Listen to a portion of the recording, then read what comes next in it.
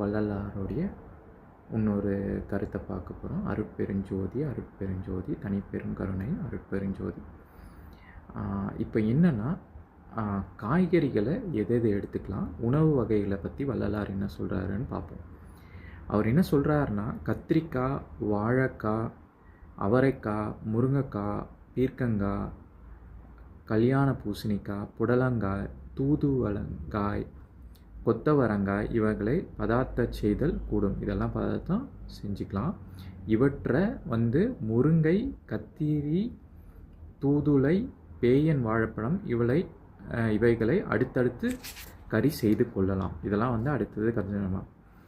மற்றவைகளை ஏகதேசத்தில் செய்து கொள்ளலாம்.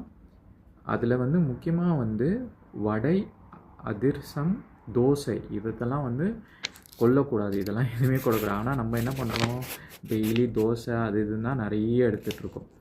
ஓகேவா? அதே மாதிரி தினந்தோறும் புளியாதரை துவையலை தினந்தோறும் எடுத்துக்கலாம் அப்படின்னு சொல்கிறாரு. அதுக்கப்புறம் முக்கியமானது தூதுவளை, முன்னணைக்கீரை, பசலைக்கீரை, முருங்கைக்கீரை இவரை பருப்போடு சேர்த்து எடுத்துக்கலாம். அதேமாதிரி கரிசலாங்கண்ணி கீரை என்றது ரொம்ப முக்கியமாக வள்ளலார் சொல்கிறார். ஓகேவா? அருட்பெருஞ்சோதி அருட்பெருஞ்சோதி தனிப்பெரும் கருணை அருட்பெருஞ்சோதி.